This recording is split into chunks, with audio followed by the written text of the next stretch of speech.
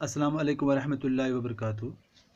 प्यारे बच्चों, जो हम ह्यूमन डाइजेस्टिव सिस्टम पढ़ते हैं, इस ह्यूमन डाइजेस्टिव सिस्टम में आज इसका जो आखिरी जो 2 स्टेप्स है, एसिमिलेशन एंड इजेशन, ये हमें पढ़ने हैं आज। इससे पहले जो डाइजेशन की जो 5 मेन प्रोसेस है वो हमने पढ़े। इंजेशन भी हमने पढ़ा, डाइजेशन भी पढ़ा और एब्जॉर्प्शन भी पढ़ा। इंजेशन जो होता है वो टेकिंग प्लेस इन माउथ। इसके बाद जो डाइजेशन है वो स्टमक में होती है। एंड एब्जॉर्प्शन है वो एब्जॉर्प्शन होती है वो स्मॉल इंटेस्टाइन्स में होती है। ये 5 स्टेप्स हम पहले लिखेंगे। उसके बाद हम ये पढ़ेंगे एसिमिलेशन एंड इजेशन। सबसे पहले हम यह पढ़ेंगे जो 5 प्रोसेस है, 5 प्रोसेसेस इन डाइजेशन। जो डाइजेशन में 5 प्रोसेस कौन कौन से हैं?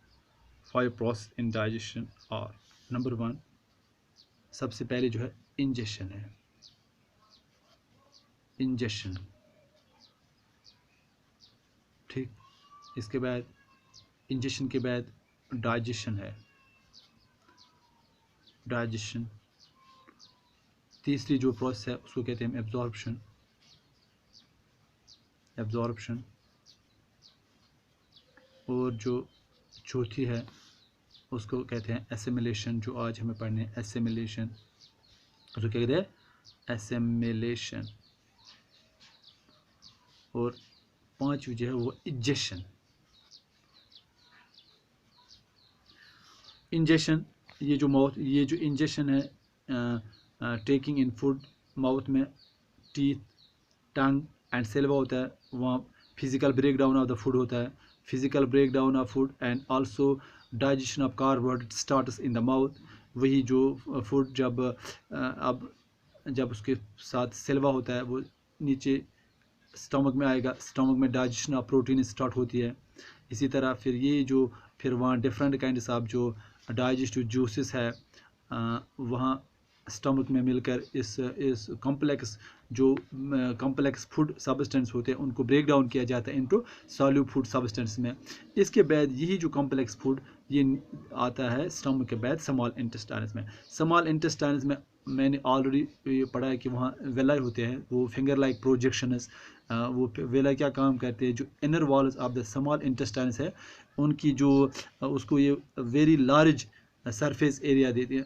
इसके जो ये लार्ज सरफेस एरिया प्रोवाइड करते हैं, यही large surface area of the small intestine जो है वो हमें हेल्प करते हैं in the rapid absorption of digested food. अब यही जो डाइजेस्टेड फूड है जो स्मॉल इंटेस्टाइन में आता है, ये डाइजेस्ट फूड क्या होता है? ये हमें ये तो वाटर सॉल्यूबल फूड होता है, वाटर सॉल्यूबल फॉर्म में होता है। अब जो digest food which is absorbed through the walls of the intestine, it then goes into our blood। क्योंकि ये जो वाटर सॉल्यूबल फॉर्म में होता है इसके बाद ये ब्लड में जाता है। अब यहाँ से हमें पढ़ना है। अब ब्लड में जाके यहाँ क्या होता है, इस प्रोसेस को हम कहते हैं, अब यहाँ एसिमिलेशन स्टार्ट होती है। अब एसिमिलेशन क्या है ये हम लिखेंगे। अब एसिमिलेशन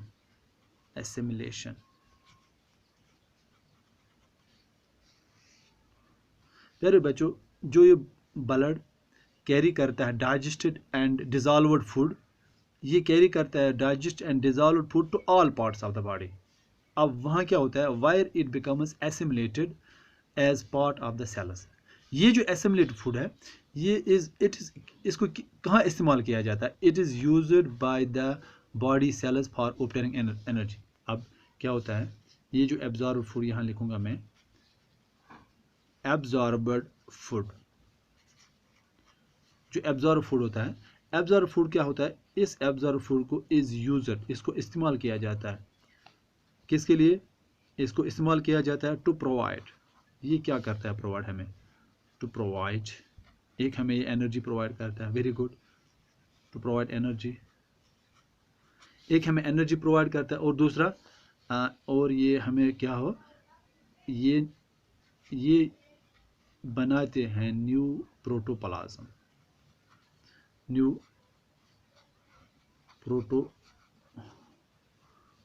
ठीक। अब एक और एक तो एनर्जी था या न्यू प्रोटोप्लाज्म, या आप ये भी कह सकते हो इसको हम growth and repair of the body, growth and repair of the body है। जो growth and repair of the body वो इसी जो ये एब्जॉर्ब फूड है इसी से होती है। हमारी ग्रोथ या रिपेयर जो बॉडी की होगी वो इसी एब्जॉर्ब फूड से होगी। ये जो एनर्जी है इस एनर्जी को रिलीज किया जाता है by the oxidation of assimilated food in the cells during respiration. प्यारे बच्चों, इसमें एक और चीज़ होता है, यहाँ एक चीज़ जो एनर्जी यहाँ रिलीज होती है या जो डाइजेस्टेड फूड एक तो जो इस्तेमाल होता है जब एनर्जी या जो न्यू प्रोटोप्लाज्म या आप जो growth and repayment of the body cells में लगता है, लेकिन जो ये डाइजेस्ट फूड इसमें कुछ ऐसा भी होता है कि जो इसमें कुछ फूड स्टोर रहता है इन द लिवर, यानी इसमें से कुछ स्टोर रहता है। किस में? In liver. हमारे लिवर में भी इसमें कुछ स्टोर रहता है, लेकिन किस शक्ल में रहता है? In the form of A carbohydrate, in the form of A carbohydrate जिसको हम ग्लूकोजन कहते हैं। इन द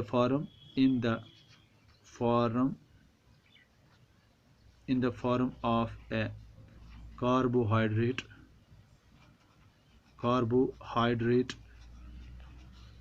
उसको क्या कहते हैं? लेकिन किस शक्ल में? ग्लूकोजन में। ग्लूकोजन, ये जो ग्लूकोजन है ये क्या होता है? एक्चुअली ये स्टोर रहता है। आप ये समझो ये जो ग्लूकोजन है ये तो इसको हम कहते हैं ये स्टोर्ड फूड है। अब ये क्या ये हमें क्या प्रोवाइड करता है? ये सोर्स ऑफ एनर्जी जो हमें बॉडी को ज़रूरत होती है, जब उसको एनर्जी की ज़रूरत पड़ती है, फिर यही ग्लूकोजन हमें हमारी बॉडी को एनर्जी प्रोवाइड करता है। ठीक है प्यारे बच्चों, इसके बाद क्या होता है? इसके बाद इजेशन स्टार्ट होती है। इजेशन, इसके बाद इजेशन प्रोसेस स्टार्ट होती है।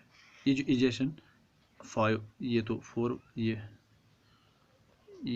4, ये 5वां स्टेप है। इजेशन क्या है प्यारे बच्चों? इस जो पार्ट ऑफ द ब्लड, जो पार्ट ऑफ द जो फूड होता है हमें, जिसको हम डाइजेस्ट करते हैं, और वो पार्ट जिसको हम डाइजेस्ट नहीं कर सकते हैं, जिसको हम कहते हैं अनडाइजेस्टेड फूड, या आप वेस्ट मटेरियल भी कह सकते हो, अनडाइजेस्टेड फूड। अब जो अनडाइजेस्टेड फूड है वो स्मॉल इंटेस्टाइन से लेकर लार्ज इंटेस्टाइन में पहुंचेगा। कहाँ पहुंचेगा? लार्ज इंटेस्टाइन्स में। लार्ज इंटेस्टाइन्स में, ठीक। स्मॉल इंटेस्टाइन से लेकर ये कहाँ पहुंचेगा? Large intestine. जहाँ जो मैं आपको यहाँ दिखाऊंगा वो डायग्राम हमने बनाई थी, ये आप सुनो, ये है स्मॉल इंटेस्टाइन। अब यही स्मॉल इंटेस्टाइन ये आएगा अब लार्ज इंटेस्टाइन्स में, ठीक। अब लार्ज इंटेस्टाइन जो है यहाँ क्या होगा? एक्चुअली जो लार्ज इंटेस्टाइन है ये, इसमें क्या होता है? इनका काम है involve in the absorption of water. इसका एक मेन काम है ये एब्जॉर्प्शन, इसमें एब्जॉर्प्शन ऑफ वाटर होती है, ठीक। पहला पॉइंट एब्जॉर्प्शन ऑफ वाटर, ये याद रखना, absorption of water takes place in large intestine, ठीक। अब लार्ज इंटेस्टाइन में क्या होता है? ये एक ये एक वाइड ट्यूब होता है, स्मॉल इंटेस्टाइन से ज़्यादा वाइड होता है। इसमें भी विलय होते हैं। लार्ज इंटेस्टाइन, इसमें क्या होता है? इसमें भी विलय होता है। इस विलय की मदद से जो अनडाइजेस्टेड फूड होता है, इस फूड को ये जो ये किस शक्ल में रहता है? ये ऑलमोस्ट सॉलिड फॉर्म में होता है। और जो जिस सॉलिड फॉर्म में ये फूड रहता है, ये कहाँ स्टोर रहता है? लार्ज इंटेस्टाइन्स के भी कुछ पार्ट्स है, एक कीकम, कोलन एंड रेक्टम। ये 3 पार्ट्स है लार्ज इंटेस्टाइन्स के, कीकम, कोलन एंड रेक्टम। अब ये जो अनडाइजेस्टेड, या आप ये जो कहोगे कि जो सॉलिड फॉर्म ऑफ द ये फूड, ये जो स्टोर रहता है अनडाइजेस्टेड फूड, ये कहाँ रहता है? किस जगह? ये स्टोर रहता है रेक्टम में। रेक्टम में, इस फॉर सम टाइम, कुछ टाइम ये इस रेक्टम में रहता है, उसके बाद इसको एक्सक्रीट किया जाता है। इसको एक्सक्रीट किया जाता है in the form of faeces और स्टूल। यही जो अनडाइजेस्टेड फूड है इसको, अब यही जो अनडाइजेस्टेड फूड जो स्टोर रहता है, कहाँ स्टोर रहता है? ये रेक्टम में। रेक्टम ये एक पार्ट है लार्ज इंटेस्टाइन का। फॉर सम टाइम ये रेक्टम में स्टोर रहता है, उसके बाद रेक्टम से ये, इसके बाद ये एक्सक्रीट किया जाता है थ्रू एनस। एनस के जरिए फिर हम इसको एक्सक्रीट करते हैं। लेकिन किस फॉर्म में? इन द फॉर्म ऑफ, ये किस शक्ल में होता है? ये एज या इन द, इसको इन द फॉर्म ऑफ या कहोगे, या एज हम इसको कहेंगे, ये एज स्टूल है, एज स्टूल, या आप ये भी कह सकते हो, इसको हम कहते हैं फीसिस। फीसिस भी कहते हैं, इसको हम बड़ा पेशाब कहते हैं। इसके बाद इसको हम एक्सक्रीट करते हैं। अब यही जो द एक्ट ऑफ एक्सपेलिंग, अब ये जो काम है, जो ये प्रोसेस है जिसको हम एक्सपेल करते हैं, या फीसिस जब हम एक्सपेल करते हैं, इसको कहते हैं इजेशन और डिफिकेशन। ठीक, यहाँ लिखूंगा मैं, the act of expelling. Expel को, एक्सपेल का मतलब हुआ फेंकना, बाहर फेंकना। जब हम इसको एक्सपेल करते हैं, द एक्सपेल किसको हम करते हैं? फीसिस को या स्टूल को हम एक्सपेल कहते हैं। The act of expelling the faeces is called, इस प्रोसेस को हम कहते हैं, इसको हम कहते हैं इजेशन। इजेशन कहो, या आप डिफिकेशन भी कह सकते हो, डिफिकेशन। इजेक्शन कहो या डिफिकेशन कहो। ओके, इस तरह से हमें जो ह्यूमन डाइजेशन, ये जो ह्यूमन डाइजेशन सिस्टम है, ये कंप्लीट होता है। प्यारे बच्चों, थोड़ा बहुत रिकैप्चुलेट करेंगे, हमने क्या पढ़ा? हमने जो human digestive system, human digestive system, इसमें हम थोड़ा यहाँ अब रिकैप्चुलेट करेंगे, क्योंकि ये टॉपिक हमने पढ़ा। इसमें अब मैं थोड़ा वो रिकैप्चुलेट करूँगा ताकि आपको समझ आए। अब रिकैप्चुलेट में हम क्या करेंगे? जो हमने ह्यूमन डाइजेस्टिव सिस्टम पढ़ा। ह्यूमन डाइजेस्टिव सिस्टम जो है, इसमें दो चीज़ें होती हैं। एक तो होता है elementary canal, elementary canal, elementary canal होता है इसमें प्यारे बच्चों। और दूसरा, इसी के साथ साथ इसके एसोसिएटेड ग्लैंड्स होते हैं। इसके होते हैं एसोसिएटेड ग्लैंड्स। आप अपने नोट्स भी तैयार कर सकते हो इनसे। जैसे एलिमेंटरी कैनाल है, एलिमेंटरी कैनाल में क्या होता है? ये कहाँ से स्टार्ट होता है? एलिमेंटरी कैनाल स्टार्ट होता है फ्रॉम माउथ टू एनस, यानी स्टार्ट्स फ्रॉम, ये स्टार्ट होता है, starts from mouth to anus. ठीक, अब यहाँ अब उन तमाम पार्ट्स के नाम लिखेंगे। जैसे पहला स्टार्ट माउथ से होता है, माउथ के बाद फेरेंक्स है,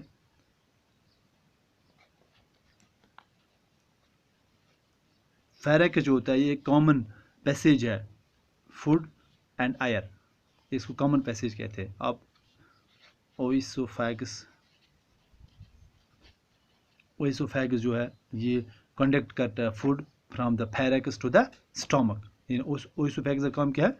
ये कंडक्ट करता है food from the pharynx to the stomach. इसके बाद स्टोमक आता है। स्टोमक का क्या काम है? इसमें digestion of food takes place. ठीक, इसके बाद हमारा आता है small intestines. Small intestines, small intestines में क्या होता है? स्मॉल इंटेस्टाइनस में होता है कंप्लीट डाइजेशन ऑफ फूड। ये आप याद रखना, जो complete digestion of food takes place, ये याद रखना। ये एक अहम पॉइंट है, क्योंकि बहुत सारे कहते हैं कि जो कंप्लीट डाइजेशन वो स्टमक में होती है, नहीं, बल्कि कंप्लीट डाइजेशन ऑफ फूड जो है वो स्मॉल इंटेस्टाइनस में होती है। यानी कंप्लीट डाइजेशन ऑफ फूड कहाँ होती है? Small intestine. इसके बाद हमारा आता है लार्ज इंटेस्टाइन। लार्ज इंटेस्टाइन्स आते हैं। ये जो अभी हमने पढ़ा लार्ज इंटेस्टाइन में जो अनडाइजेस्टेड फूड होता है, इसी अनडाइजेस्टेड फूड को इसको हम फिर एक्सक्रीट करते हैं, उस प्रोसेस को हम कहते हैं इजेक्शन। ओके, इसके बाद हमें आता है लार्ज इंटेस्टाइन में एनस होता है, जिसके ज़रिए हम इसको एक्सक्रीट करते हैं। अब ये जो फूड है इसमें जो एसोसिएट ग्लैंड्स है, इसमें कौन कौन से एसोसिएट ग्लैंड है जो हमें डाइजेशन ऑफ फूड करने में मदद देते हैं। जैसे हमारे पास सबसे पहला जो माउथ है, वहाँ से सिल्वरी ग्लैंड्स हमें इस फूड के साथ मिक्स होते हैं। उसके बाद हमारा जो दूसरा लिवर है,